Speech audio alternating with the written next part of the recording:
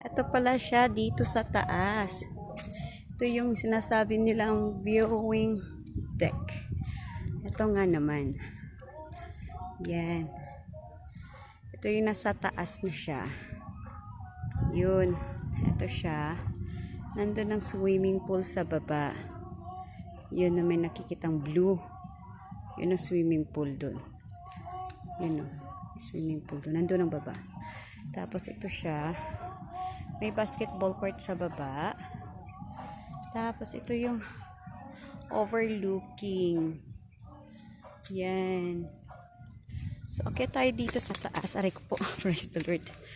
So, akyat tayo dito. May mga puno. So, napakaganda naman siya talaga.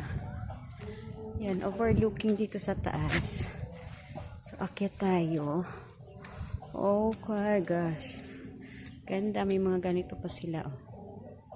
So, yan. Ito yung taas niya. Yun. Siguro kung gabi dito mailaw kasi may mga siya. Oh, so ang ganda nga naman. Oh, okay. Meron dito ganyan-ganyan. Oh my God. Yan.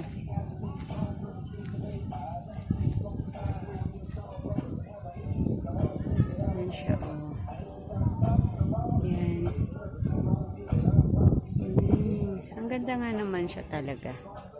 Hindi pa siya as in, kasi matagal na rin to siya. Pero kasi mga 180 na natabunan po ng mga halaman na po. So, pero okay pa rin po siya.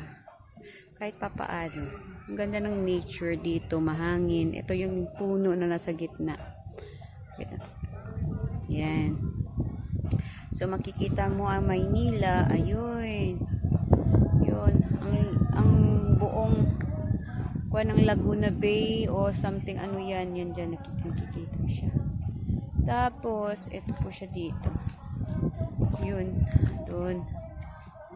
Yan siya. Yun. Ano yan? Inaris. Eskwelahan ng Inaris.